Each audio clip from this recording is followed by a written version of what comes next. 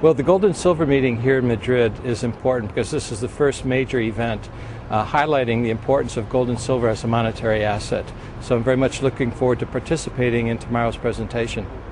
I think gold and silver are going to rise much further in price, and the reason is very simple. Central banks are creating too much national currency, and this is causing the value, the purchasing power of those currencies to be eroded relative to the precious metals. We're going to see more and more inflation of various national currencies, and in that kind of environment, the price of gold and silver will continue to rise. I don't think that gold and silver are in any kind of a bubble.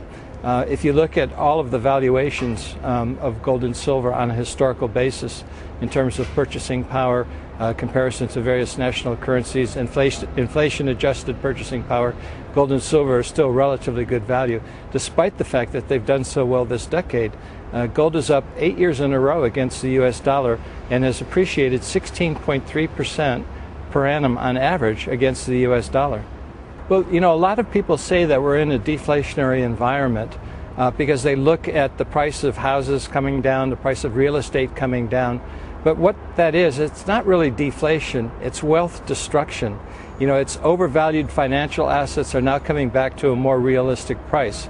But the interesting thing is that we're measuring that decline in wealth. We're measuring that wealth destruction with a currency that's being ever inflated. Inflation rates in the US are continuing to rise. Inflation rates around the world are continuing to rise. So even though asset prices are coming down because of this wealth destruction, we're measuring that decline in asset prices with a currency that's losing purchasing power because of inflation. It's not that gold is climbing. Gold is maintaining its purchasing power. And as an example, an ounce of gold today purchases the same amount of crude oil it did 10 years ago, 20 years ago, 30 years ago, 40 years ago. The price of crude oil is not rising. It's the purchasing power of national currencies is declining.